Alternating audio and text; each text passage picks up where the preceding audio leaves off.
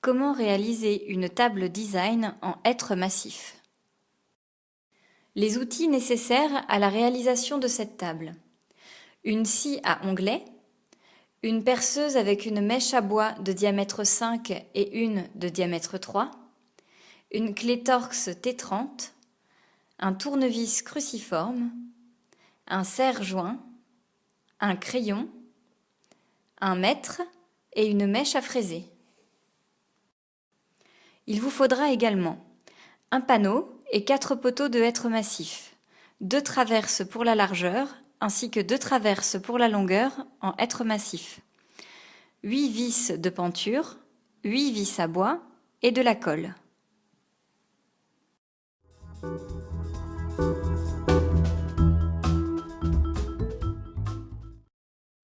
Pour la réalisation du piétement de la table, prenez les 4 pieds de 760 mm.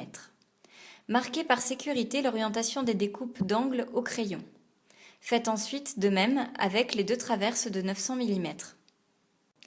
Réglez votre scie à onglet, manuel ou circulaire, avec un angle de 82 degrés. Procédez à la découpe de la première extrémité du pied.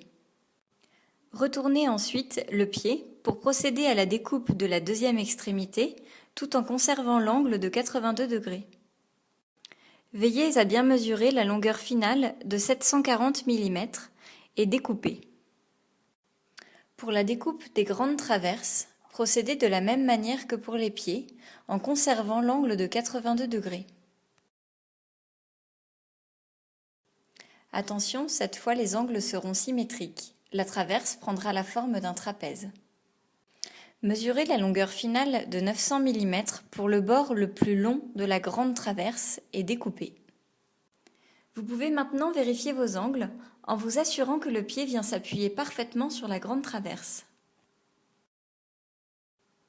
Vous avez ainsi devant vous les 4 pieds et les 2 grandes traverses sciées à 82 degrés, les petites traverses de 520 mm nécessaires à l'assemblage du piétement de la table. Toutes les découpes sont maintenant faites. Il ne reste plus qu'à réaliser les perçages et l'assemblage.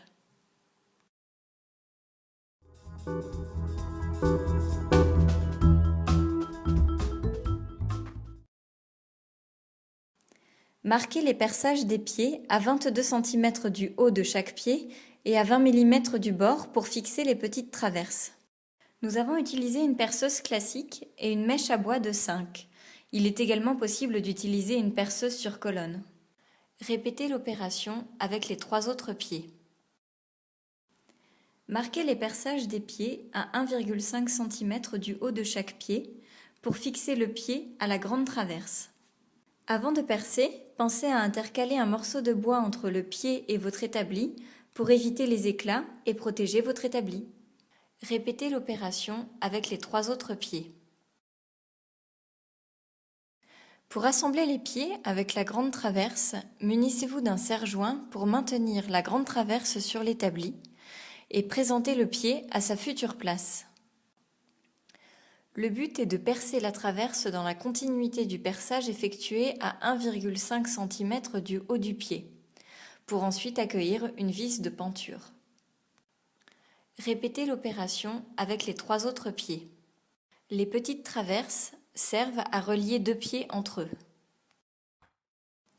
Maintenez la traverse sur l'établi à l'aide d'un serre-joint. Positionnez le pied déjà percé contre la traverse à 20 cm du haut du pied. Percez et répétez l'opération avec les 3 autres pieds. Tous les perçages du piétement sont maintenant réalisés. Il ne reste plus qu'à assembler. Les assemblages sont réalisés à l'aide de colle à bois et de vis de penture. Après avoir encollé le bois, enfoncez une vis de penture dans chaque perçage de 5 mm à l'aide d'une clé à embout Torx. Maintenez l'ensemble à l'aide de serre-joints et laissez la colle sécher.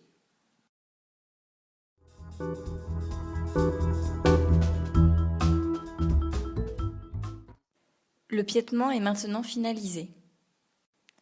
Le plateau est fixé au piétement à l'aide de vis à bois. Retournez le piétement et marquez les emplacements des 8 vis qui viendront transpercer les 2 grandes traverses. Sur la longueur totale de 90 cm, marquez les emplacements à 10 cm, 30 cm, 60 cm et 80 cm. Percez les traverses avec une mèche de 3 mm. Fraisez chaque perçage à l'aide d'une mèche à fraiser. Positionnez le plateau sous le piétement de sorte que celui-ci soit parfaitement centré. Prolongez maintenant de 1 cm les 8 précédents perçages pour éviter que la vis ne vienne fendre le plateau.